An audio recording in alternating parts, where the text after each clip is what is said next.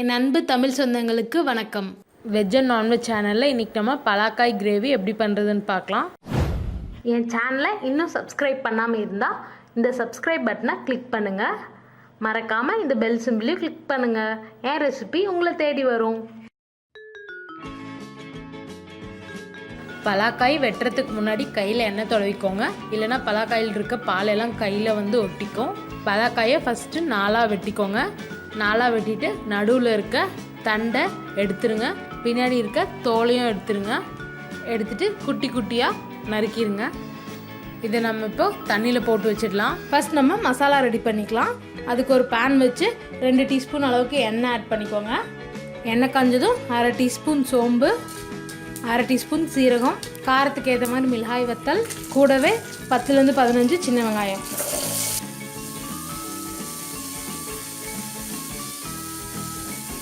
இது கூட 1/2 டீஸ்பூன் அளவு கசகசா.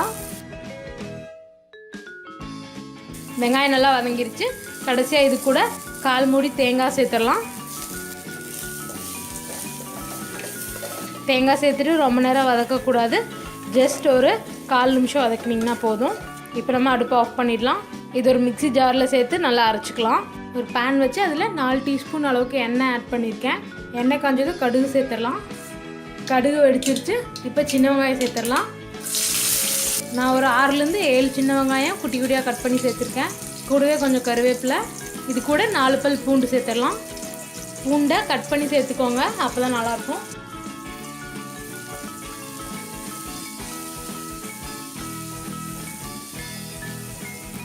வெங்காயம் நல்லா வதங்கிடுச்சு. இது கூட ஒரு தக்காளி சேர்த்துக்கலாம்.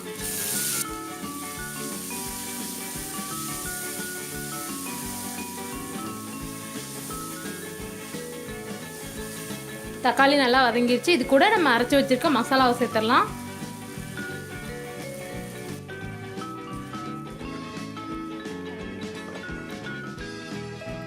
இது கூட தேவையான அளவுக்கு தண்ணி சேர்த்துடலாம். நல்லா மிக்ஸ் பண்ணிடுங்க. இது கூட 1/4 டீஸ்பூன் அளவுக்கு மஞ்சள் தூள், 1 டீஸ்பூன் மல்லித்தூள். காரம் செக் பண்ணி பாருங்கள். காரம் உங்களுக்கு கம்மியாக இருக்குமா தெரிஞ்சதுன்னா நீங்கள் இந்த ஸ்டேஜில் மிளகாய்த்தூள் கூட சேர்த்துக்கலாம். தேவையான அளவுக்கு உப்பு சேர்த்துடலாம். கிரேவி நல்லா கொதிக்க ஆரம்பிச்சிருச்சு. இப்போ நம்ம பலாக்காயை சேர்த்துடலாம். பாருங்கள், பலாக்காயை நான் ப்ரெஷர் குக்கரில் 2 விசில் வரைக்கும் விட்டு எடுத்திருக்கேன். இது சேர்த்துடலாம். இதை நம்ம மூடி போட்டு சிம்மில் ஒரு 5 நிமிஷம் வரைக்கும் வேக வைக்கலாம். பாருங்கள், எண்ணெய் நல்லா மேலே பிரிஞ்சு வந்திருக்கு. இந்த ஸ்டேஜில் நம்ம ஆஃப் பண்ணிடலாம். மேலே கொஞ்சம் கொத்தமல்லி தழை தூவிடலாம். பலாக்காய் கிரேவி ரொம்பவே சூப்பராக தயாராகிடுச்சுங்க. இந்த ரெசிபியை உங்கள் வீட்டில் கண்டிப்பாக ட்ரை பண்ணி பார்த்துட்டு எப்படி இருந்ததுன்னு எனக்கு கமெண்ட்டில் போடுங்க. மறக்காமல் வெஜ் அண்ட் நான்வெஜ் சேனலை சப்ஸ்கிரைப் பண்ணுங்கள்.